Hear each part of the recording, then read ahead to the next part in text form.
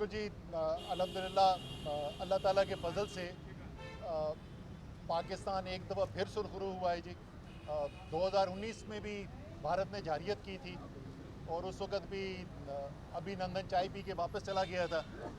इस दफ़ा भी आपने देखा है, इस दफ़ा जारियत का जो लेवल था वो पिछली दफ़ा से ज़्यादा था और इसलिए भारत को जो नुकसान पहुंचाया गया वो भी पिछली दफ़ा से ज़्यादा था। तो अल्लाह ताला का शुक्रिया भी अदा करते हैं हम। वो जो शहीद हुए उनके लवाहिकीन के साथ सारी कौम की दुआएं भी हैं, उनके ऊपर फ़ख्र भी है। पाकिस्तान की अफवाज ने जिस तरीके से पाकिस्तान का दिफा किया उसके ऊपर सारी कौम को फ़ख्र है। और एक मुख्तसर सी जंग ही आप समझ लें, लेकिन एक जंग ही थी जिसके अंदर पाकिस्तान जो है वो कामयाब हुआ है। मेरी अब ख्वाहिश ये होगी कि जिस तरीके से जंग जीती है अब अमन भी जीतना चाहिए और एक मौका पैदा हो रहा है। अमेरिका के सदर जो हैं वो ख़ुद बराह रास्त उन्होंने ये बात की है और कश्मीर का मसला एक दफ़ा फिर पाकिस्तान और भारत के दरमियान जो है वो ज़िंदा हो गया है।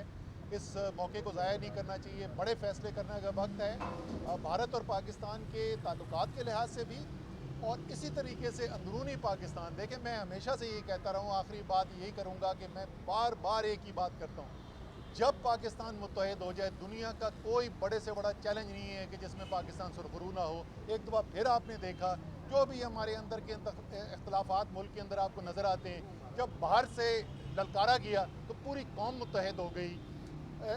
इसी तरीके से हमें मुस्तकिल तौर पे जो हमारा कौमी निज़ाम है उसके अंदर इत्तेहाद लाने की ज़रूरत है। तमाम बड़े फ़रीक़ैन जो हैं, जो लीडरशिप है, उसको साथ बैठ के बड़े फ़ैसले करने की ज़रूरत है ताकि मुल्क जो है वो एक तरक्की की राह पे जा सके। अवाम की ज़िंदगी के अंदर जिस तरीके से उनको इस बात के ऊपर यकीन है कि उनकी अफवाज जो हैं वो सरहदों पे खड़ी नहीं है और वो इंशाअल्लाह ताला कभी भी नुकसान नहीं होने देंगी, इसी तरीके से उनको ये भी पता होना चाहिए कि उनका मुस्तकबिल, उनके बच्चों का मुस्तकबिल जो है वो भी महफूज है और पाकिस्तान एक खुशहाल मुल्क बनने के लिए जा रहा है।